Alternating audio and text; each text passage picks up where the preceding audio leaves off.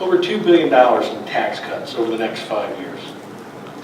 Tax rates slashed for all taxpayers at every level. Business and individual taxpayers get to toss old, complicated tax codes and instead file their tax returns this year based on a flat, simplified tax rate. A $2 billion budget gap that was eliminated and without any tax increases or cuts to education. North Carolina is skyrocketing from the 7th worst in the nation to the 17th best as far as business climate goes, according to some. The nation's top CEOs have now said that North Carolina is the 4th best in the nation as far as business climate.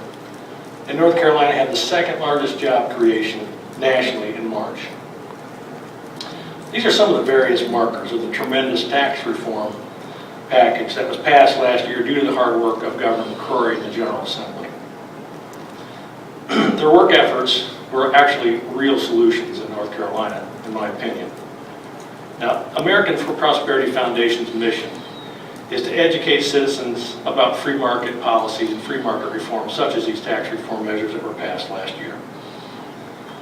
To that end, Americans for Prosperity Foundation is launching its NC Real Solutions campaign today to educate North Carolinians and all onlookers across the country, actually, about the tax reforms that were passed last year during the legislative recession. Reforms that North Carolina are turning around our state's economy and improving the climate to create more jobs and the potential for more jobs.